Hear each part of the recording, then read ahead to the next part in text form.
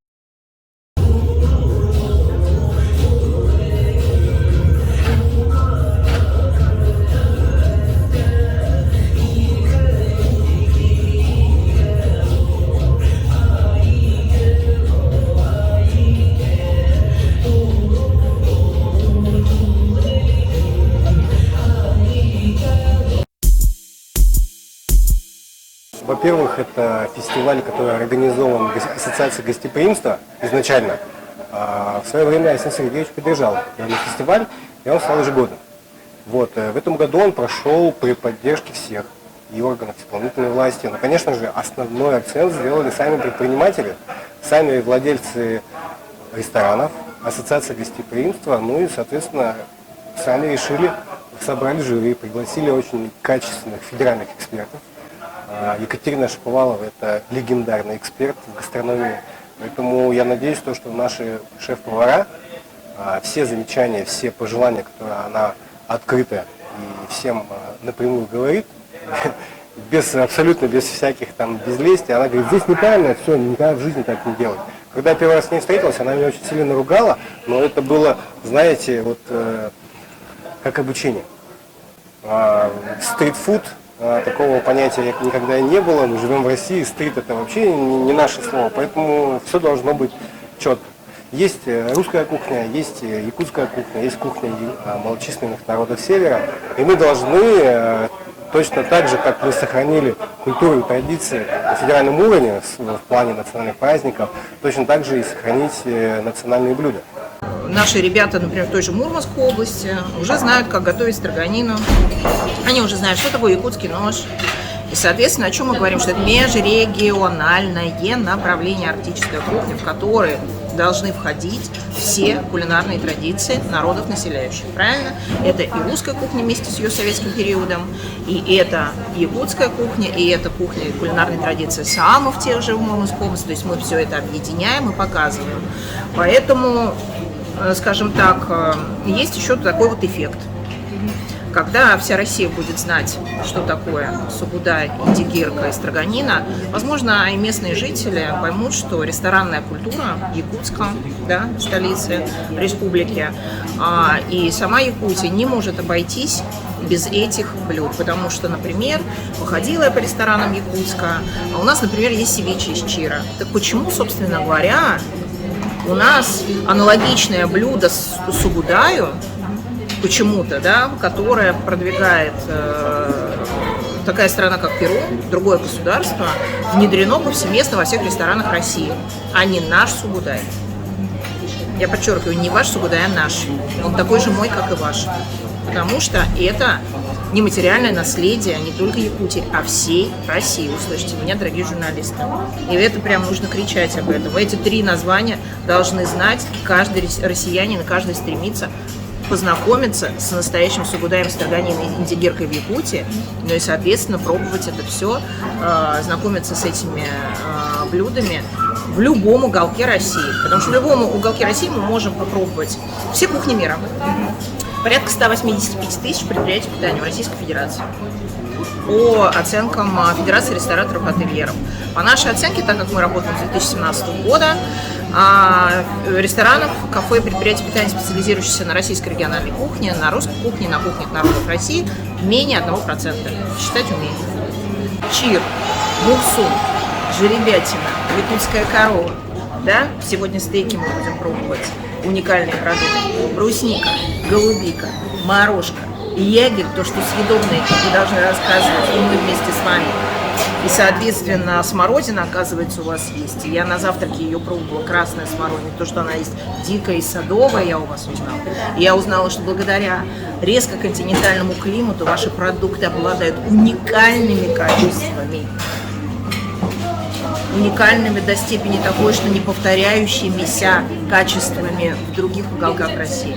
И, соответственно, название блюд, перчик я попробовала, которые вы пробуете с детства, и что наши шеф-повара все-таки придумывают какие-то интересные версии, используя разные ягоды.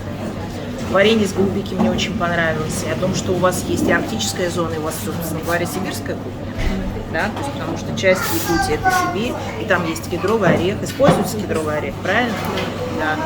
Вот, например, сидит технолог, который технологические карты предоставит для того, чтобы мы могли обучать в других регионах арктической зоны приготовлению строганины, индигирки.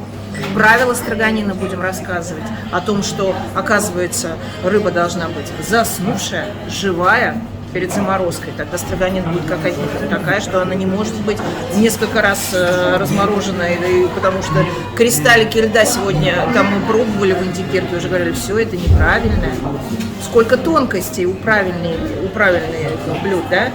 Так мы должны обучать в том числе наших шеф-поваров, которые сюда приезжают работать, а не наоборот.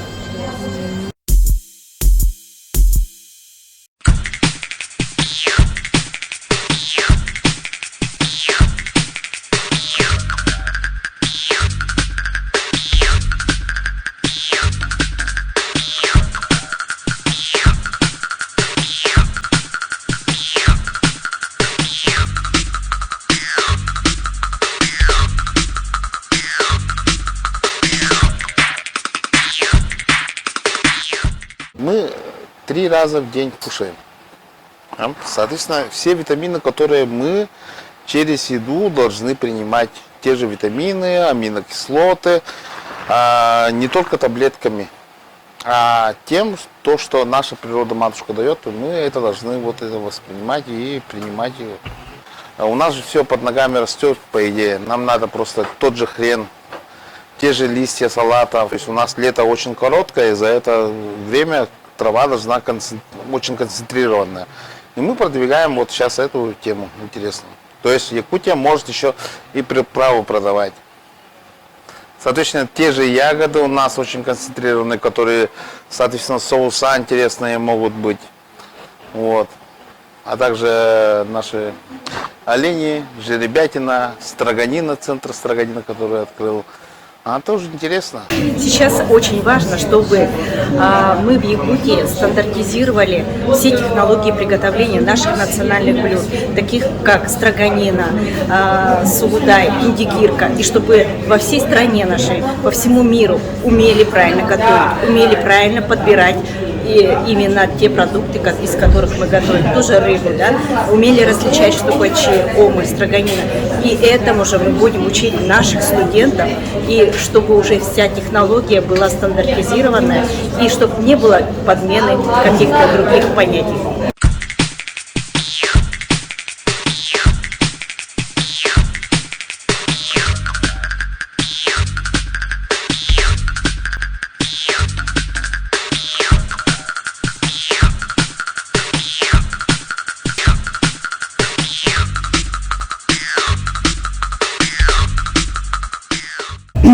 Всем добрый вечер. Вас всех приветствует в ресторане «Высота 160». Вашему вниманию сегодня предоставлен сет, специально разработанный. Основная тема у нас 3 стихии. То есть это воздух, вода и земля. Каждое блюдо сочетает в себе эту концепцию. Все продукты локальные, местные.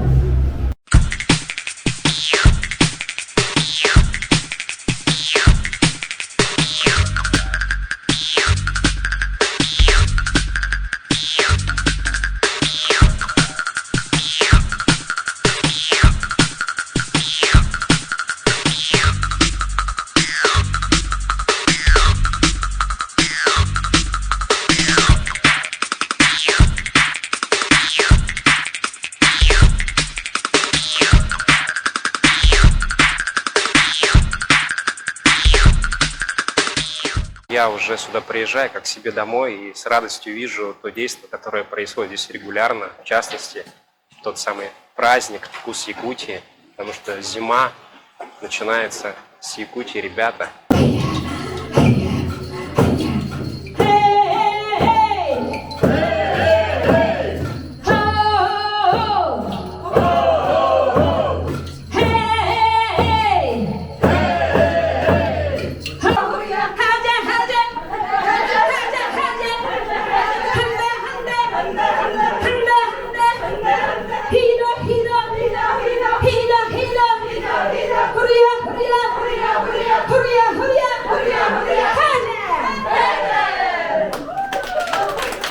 В Якутии традиции, они достаточно такие сильные, крепкие, традиции наших предков, которые должны сохраняться. У вас это прекрасно получается в Якутии. Поэтому этот праздник просто принимает другие уже обороты, более такие масштабные, городские. И в этом году помимо конкурса среди ресторанов прошел конкурс среди ребят, среди студентов из профессиональных колледжей. И я думаю, это надо популяризировать, потому что социально важные мероприятия, которые, собственно, из будущих ребятишек делают профессионалов, которые будут последователями, и те, кто будут, собственно, развивать индустрию и питание, и гостеприимство, и турпоток, который будет сюда ехать, собственно, будет получать ожидаемый результат. Ну что, гран-при получает. Ну, на самом деле, это вот... Во-первых, это вот очень важный критерий, который для меня вот очень важен. Когда я вижу в зале собственников бизнеса. Это очень важно для туризма, для сферы гостеприимства. Бизнес от первого лица – это очень важно. Когда ты видишь не только собственников, но и наследников бизнеса, которые продолжают их дело. Это очень здорово. Ну что, гран-при получает ресторан «Ахтал».